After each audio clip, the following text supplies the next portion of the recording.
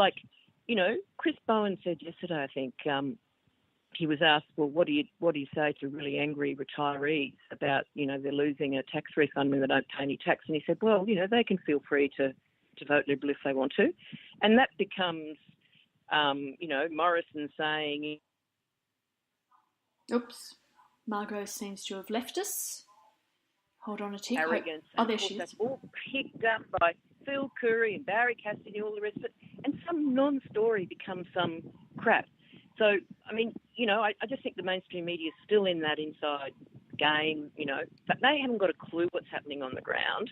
And to overcome this, you know, constant, you know, spin cycle, get on the ground, knock on doors, meet new people, and join something that, you know, I'll never forget, you know, Saturday night, October 20. You know, I nearly didn't go, but I ended up going to Karen's party. It was one of the best nights of my life. I mean, even if your candidate loses, you've gone on a fantastic journey. So, you know, let's do it. Oh, I agree. And I think the auspol Twitter community really does have an opportunity. I think, first of all, we have identified this election as being so important. One of the most important elections possibly of our generation. And I think we understand the reasons why, because we are seeing increasing influence from an authoritarian right-wing group within the current government. This is really our chance to say no, we don't want that in this country, particularly when we're seeing so many disturbing and alarming actions in the UK, the US and other countries around the world. The Twitter auspol community does have a really good opportunity to get beyond Twitter, to move beyond the screen. As you said, don't leave Twitter by any means. We know the value that brings to each of us, but do what you can beyond the screen, whether that be calling into a radio station or writing to the editor, writing an article. I have turned myself into a human billboard. I now wear my Vote Tony Out t-shirt or my, I've got a Zali t-shirt now. I've got a Dean Harris t-shirt. We're about to get some auspol t-shirts printed as well that will have a range of different policies that we want to create awareness for. There are things that all of us can do.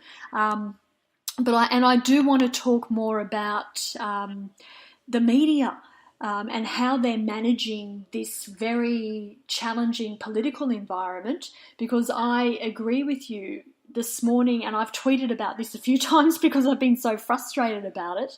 Barry Cassidy gave Chris Bowen the wooden spoon this morning on News Breakfast and really said that the Liberal Party have done well on holding the Labor Party to account over this so-called retirees tax.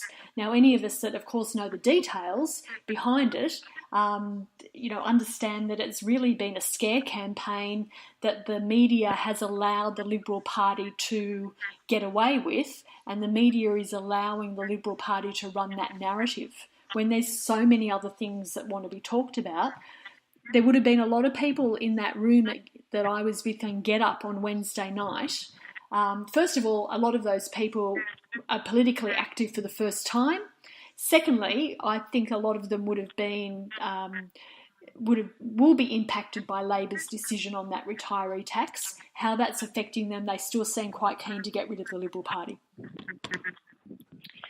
Yeah, well, look, I've got a few things to say about the mainstream media, having been a member of it for a very long time. You know, when you read Phil Curry and you listen to Barry Cassidy, do you note that they don't say what the policy is? They just run the political line, and that's just not doing your duty, just not informing. The second thing I'd say is it is a very big tendency of big media when one party is favourite to bend over backwards for the other party. Now, you might be cynical and say they like a close race, or you might say that they're into this balance and they don't want to be seen in a certain way. But you don't have to barrack for either team. You just have to say what the truth is. You know, the Libs say it's retiree tax. In fact, it's withdrawing a tax refund from people who don't pay tax. It's truthful. My mother's in this position. She gets a dividend imputation tax thing, and I think Labor has altered it so that people sort of on the edge are okay. But even so, she's going to vote Labor, because if you think about it, if you're, well off enough to be a self-funded retiree who doesn't pay any tax, how about forfeiting a tax refund, which Howard brought in, for the sake of your kids and your grandkids? I mean, where's this money going to be spent? It's $5 billion a year. It's going to be spent on health, education, and fixing climate change. Like, can we lift our eyes a bit? This is very brave policy by Labor. It's designed to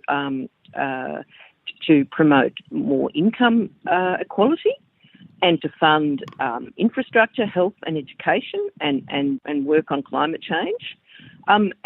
It's designed to prepare us for the future and to look after our kids and grandkids. My third point is, I know some people think it's good to put pressure on the mainstream media, but I think at a time when energy is at a premium, I'd much rather people on Twitter didn't bother and instead got on the ground and tweeted what's happening on the ground, because that will win Labor the election, rather than snarking about the mainstream media. The mainstream media, I've been arguing for 20 years that the mainstream media needs to not just have on-the-bus coverage with the leaders, but to live in marginal seats and know what's happening on the ground. They're still not doing it. They still didn't even do it in Wentworth, where a lot of them live. And that's another reason that I'm going to go and do it on the ground in Cowper. Get out there and tweet pictures of people volunteering, and take a picture of them and put one sentence about why they're taking action. Like you said on about Get Up, half the audience had never been active before. But my election night experience on October 20 in North Bondi, just about everyone there had never been involved in an election campaign before. These are the people to talk to listen to engage with. Mainstream media, let them play their silly game. Just get yourself informed and active and on the ground. I think that's really good. I mean, I know I was tweeting from the Get Up event on Wednesday night. There was no media there. Sorry? No media. No media. I didn't see any media there, so you're right. There is a couple of, people on social media tweeting and so on. But I think that's a really interesting point. But Denise, you imagine if you'd had Sydney Morning Herald there, they could have spoken to 30 or 40 people, found out who was first-timer, asked them why, and done a story about what was happening on the ground. So, in other words, don't worry snarking at the mainstream media. Get on the ground and be your own media. That was brilliant, all your picks. It was amazing. Well, that's what I'm asking. Be your own media. This is the time to be your own media. I'm very inspired by Beto O'Rourke's campaign against Ted Cruz in the Senate election in Texas, deep red. And basically Beto, he drove to every county, he live streamed his driving, he did all comers meetings, took any question. If there was protesters outside, he invited them in and sit in the front row and ask the first question. And basically he got a huge following all around the country doing his own media, and he raised a record $80 million from the US. This is the way we need to do it. Basically, if you're the only one who is covering an enormous meeting of Get Up, then you're the journalist, aren't you? And Jane Caro was there as well. I think she did a couple of tweets, but I was kind of live tweeting and taking photos and so on. And I think that's a nice opportunity to ask about what your role in Rob Oakeshot's campaign is, because it is very much that journalist on the ground, and we'll also be really clear and say you're not there just to say good things about him. You're there to give a very impartial view of what's going on with him, but you are there to, to follow his progress, good and bad. Yeah, well, look, it's a funny position. Obviously, I support Rob, but when he came up to talk with me on Sunday, I said, I really want to do warts and all. I really want to have a transparent campaign. Like, go to all I'll just follow him around all day, right? Mm. But go to the morning meetings, and if there's disagreements, put them out there. And he said, I want a transparent campaign. It's just fantastic. Now, the other thing I'd like to say is I have a lot of trouble every election suggesting and trying to persuade people to have a standard hashtag policy, because there'll be people all around Australia interested in Warringah votes, in Kooyong votes, in Wentworth votes, in Cowper votes, in Dixon votes, in New England votes, and we need a good news feed, because people might pick two or three they're interested in. So my policy, which is gradually becoming standard, is it's hashtag Warringah votes, hashtag Dixon votes, hashtag Cowper votes. If we do that, we'll get really good Twitter news feeds, which means we can just have instant reaction, instant pile-ons, instant sending stuff out to, voters in particular seats, their Facebook groups. So if I can just sort of impress on people, if we can have this standard hashtag, we can be really helpful during the election. And again, that's something that the mainstream media doesn't know about. They never use hashtag. Oh, they did in Wentworth votes. Anthony Green did, and quite a few people do. They gradually get there, but they've got no idea.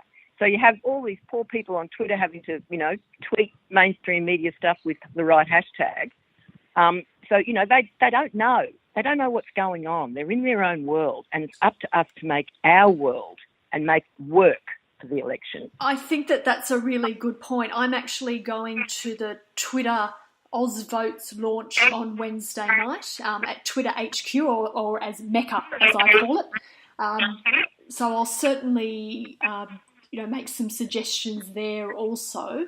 But I think that's a really good point, because you're quite right. We do like to, we like the fuller auspol tribe, but then we also like our sort of subgroups based on our interests. So I think that's a really good suggestion. Just coming back to these independents, Margo, and first of all, very much looking forward to following your commentary and your media when following Rob Oakeshott around in Cowper. I think that will be fantastic.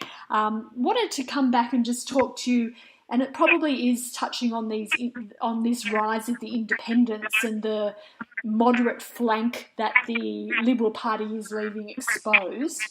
Most of these independents seem to have, the socially progressive, economic conservative kind of tag, and Karen Phelps, that seemed to work very well for Karen Phelps. I noticed that Zali Steggall, of course, she's very strong on climate change, asylum seekers, and some other of those supposed progressive issues. Why climate change is progressive is beyond me. It's just fact and science.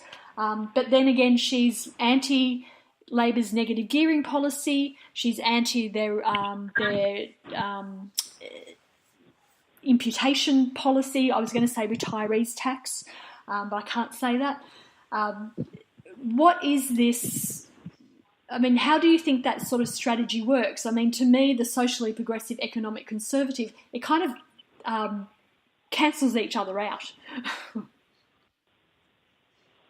Okay. Well, can you hear me? Yep. Okay.